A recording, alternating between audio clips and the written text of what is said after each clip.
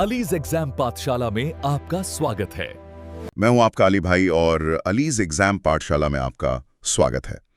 आज की इस गहन चर्चा में हम एक बहुत ही दिलचस्प और स्कोरिंग विषय पर बात करने वाले हैं। जी बिल्कुल, और ये विषय इतना महत्वपूर्ण है कि जो परीक्षार्थी यूपी पुलिस की परीक्षा में हिंदी में पूरे 37 में से 37 का पक्का लक्ष्य लेकर चल रहे हैं, उनके लिए ये चर्चा एक गेम चेंजर साबित होने वाली है। एकदम सही कहा। और श्रोताओं को बता दें कि आज की हमारी ये चर्चा अंकित भाटी सर की जीत सीरीज और बिल्कुल जो नवीनतम परीक्षा पैटर्न है ना, उस पर आधारित है। इसमें संपूर्ण थ्योरी और एमसीक्यू दोनों का बेहतरीन संकलन है। नोट से उभरने वाला मेरा पहला सवाल यही है कि ये विकारी और अविकारी शब्दों के बीच तराजू के पलड़ों जैसा क्या अंतर है? देखिए, इसे समझने के लिए हमें भाषा के लचीलेपन को देखना होगा। भाषा में कुछ शब्द बहुत ही लचीले होते हैं, जिन्हें हम विकारी कहते हैं। विकार मतलब परिवर्तन। बिल्कुल। संज्ञा, सर्वनाम, विशेषण और क्रिया, ये सभी विकारी शब्द हैं। जब वाक्य में लिंग, वचन या कारक की स्थिति बदलती है ना, तो ये शब्द तुरंत अपना रूप बदल लेते हैं। जैसे वो इमारत का रंग रोगन जो मौसम के हिसाब से बदल जाए। हाँ, बिल्कुल। स्लाइड के सटीक उदाहरणों पर गौर करें।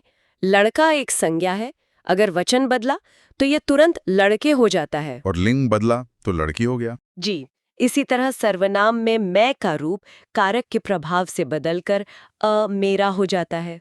अच्छा, तो ये तो हो गए बदलने वाले। हाँ, लेकिन इसके बिल्कुल विपरीत होते हैं अविकारी या अव्यय शब्द।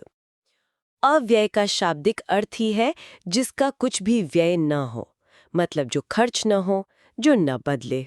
तो इन पर लिंग या वचन का कोई दबाव नहीं होता? बिल्कुल कोई दबाव नहीं। अव्यय शब्दों में लिंग, वचन या कारक के कारण कभी कोई परिवर्तन नहीं होता। इनका न तो बहुवचन बनता है, न ही स्त्रीलिंग। मतलब ये उन जिद्दी बच्चों की तरह हैं जो मौसम चाहे जैसा हो अपनी ड्रेस नहीं बदलते? एकदम सही। बहुत ही मजेदार तुलना है ये। स्लाइड में इसके उदाहरण दिए गए हैं, जैसे आज, धीरे धीरे और अरे। सोच कर देखें तो आज शब्द का कोई बहुवचन हो ही नहीं सकता। आजो तो कह नहीं सकते। हाँ, और धीरे धीरे को स्त्रीलिंग में नहीं बदला जा सकता। ये हमेशा एक जैसे रहते हैं। तो अगर ये शब्द रूप बदलते ही नहीं हैं, तो परीक्षा में वाक्यों की इतनी भीड़ में पहचाना कैसे जाए? इसी के लिए व्याकरण में इसके 4 मुख्य भेद किए गए हैं। बिल्कुल वैसे ही जैसे अंग्रेजी में पार्ट्स ऑफ स्पीच होते हैं ना। अच्छा, 4 भेद है। हाँ, पहला है क्रिया विशेषण यानी एडवर्ब, जो क्रिया की विशेषता बताता है, जैसे धीरे धीरे, आज। दूसरा है संबंध बोधक यानी प्रेपोजिशन, जो संज्ञा या सर्वनाम के बीच संबंध जोड़ता है, जैसे के पास या के बिना। जी। तीसरा है समुच्चय बोधक यानी कंजंक्शन, जो 2 शब्दों या वाक्यों को जोड़ता है, जैसे और, लेकिन। और चौथा है विस्मयादि बोधक, इंटरजेक्शन। हाँ, जो हर्ष, शोक, आश्चर्य प्रकट करे, जैसे वाह, अरे। चलिए, पहले भेद यानी क्रिया विशेषण की कमान मैं संभालता हूँ। स्लाइड में इसे पहचानने के लिए 4 जासूसी सवालों का जिक्र है। कब, कहाँ, कितना और कैसे। ये जासूसी सवाल बहुत ही कमाल के हैं। क्रिया विशेषण का ये सबसे महत्वपूर्ण हिस्सा है। तो परीक्षार्थियों को बस वाक्य की क्रिया को पकड़ना है और उससे सवाल पूछने हैं। पहला जासूसी सवाल है कब। हाँ, यानी कालवाचक, जो समय बताए। जाऊंगा। इसमें जाने का समय क्या है? आज। तो ये कालवाचक हो गया। बहुत आसान है। और दूसरा सवाल है कहाँ, जो जगह या स्थान खोजता है, यानी स्थानवाचक क्रिया विशेषण। बिल्कुल, जैसे यहाँ, वहाँ, ऊपर। उदाहरण है, मैं वहाँ खेलने गया। खेलने कहाँ गया? वहाँ।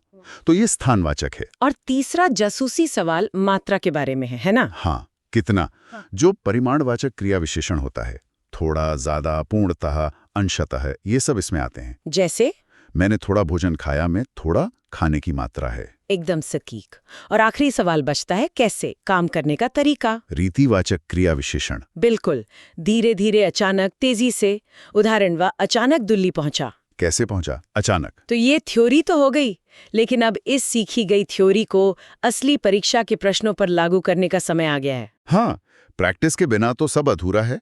चलिए, प्रश्नोत्तर शैली में एमसीक्यू हल करते हैं। मैं प्रश्न पढ़ता हूं। पहला प्रश्न है, डॉक्टर साहब कितनी देर में आएंगे? इस वाक्य में कौन सा अव्यय है? अगर हम जासूसी सवाल लगाएं तो कितनी देर पूछा गया है। यानी कब आएंगे? हाँ, और जब उत्तर समय में मिले यानी कब, तो वो कालवाचक क्रिया विशेषण होता है। बिल्कुल सही। चलिए दूसरा प्रश्न लेते हैं। वह ऊपर बैठा है, इसमें ऊपर क्या है? बैठने की जगह पूछी जा रही है, यानी कहाँ बैठा है, तो ये स्थानवाचक क्रिया विशेषण है। लेकिन यहाँ एक पेंच है। हाँ, ध्यान देने वाली बात है कि यहाँ ऊपर अकेले आया है। इसके साथ कारक चिन्ह जैसे के या से नहीं लगा है, इसलिए ये विशुद्ध स्थानवाचक है। बहुत बारीक बात है ये। अब तीसरा प्रश्न, उन्होंने पूर्णतया समर्थन किया में कौन सा क्रिया विशेषण है? ये परीक्षार्थियों को फंसाने वाला ट्रिकी सवाल है। लोग पूर्णतया को तरीका मान लेते हैं और रीतिवाचक टिक कर देते हैं, जो कि गलत है। पूर्णतया, अंशतः, थोड़ी सी, ये सब मात्रा यानी क्वांटिटी बताते हैं। समर्थन की मात्रा होती है।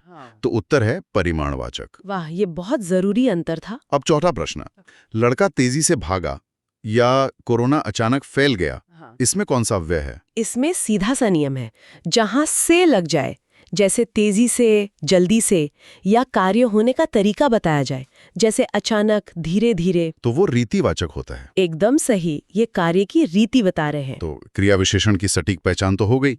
अब उन शब्दों पर आते हैं जो जोड़ने का काम करते हैं।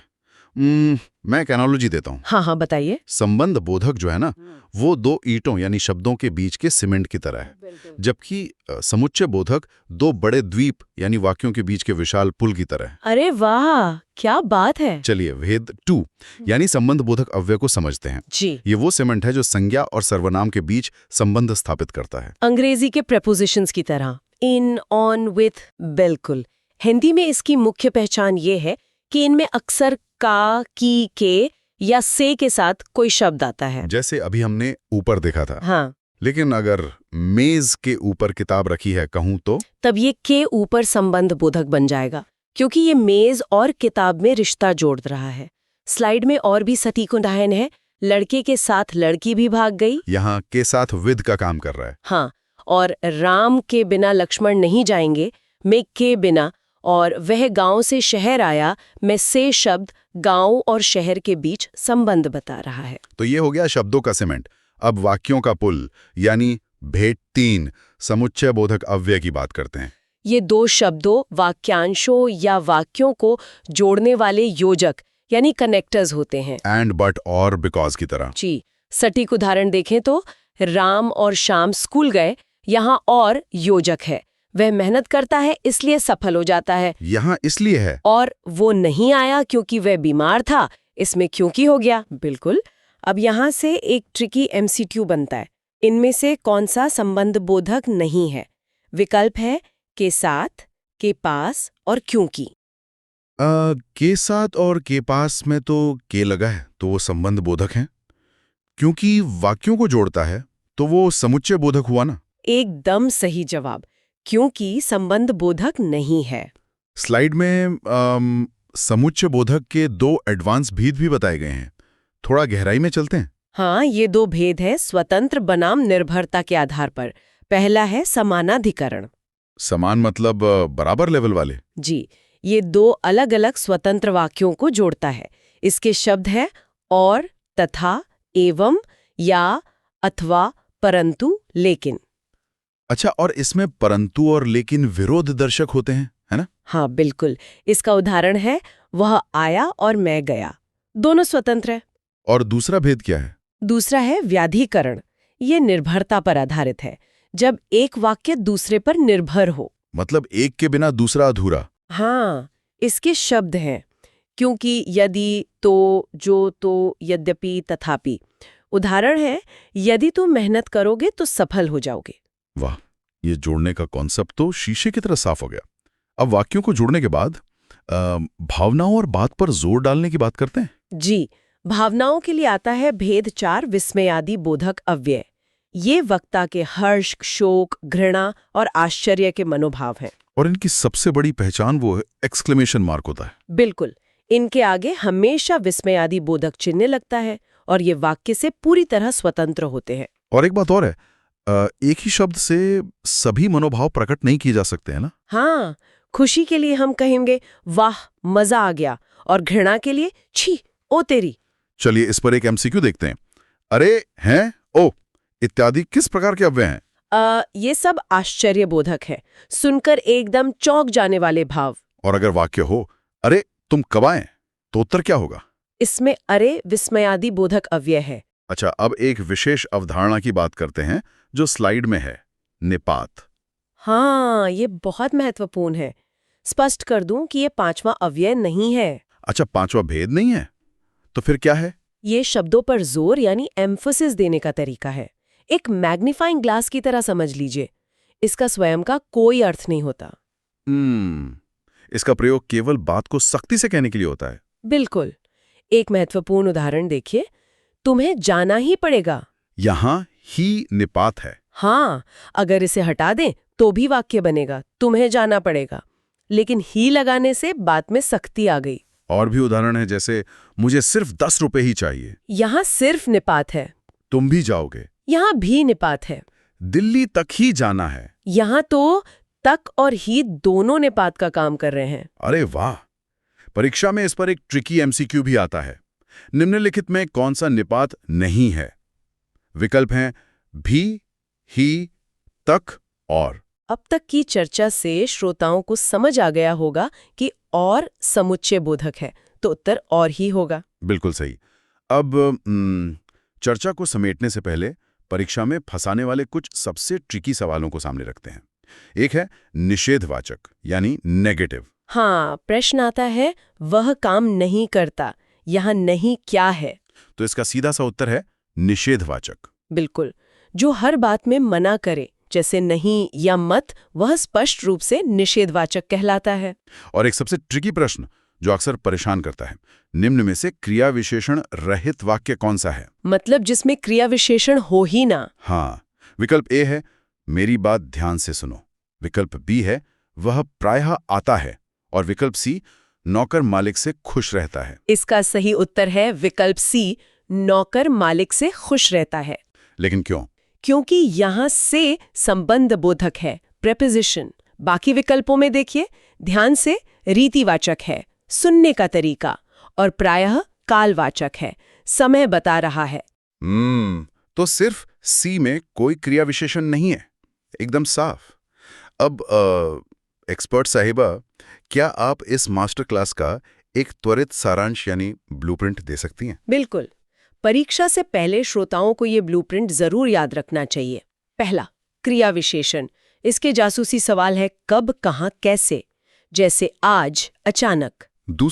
दूसरा संबंध बोधक, जो संज्ञा का संबंध जोड़े, जैसे के पास, से। तीसरा, समुच्चय बोधक, जो वाक्यों को जोड़े, जैसे और, क्योंकि। चौथा, विस्मयादि बोधक, जो मनोभाव बताए, वाह, अरे। और अंत में विशेष वाला, हाँ, निपात, जो बात पर जोर डाले, जैसे ही भी। वाह, एकदम परफेक्ट सारांश। इस ब्लूप्रिंट के साथ 37 में से 37 की जीत पक्की है।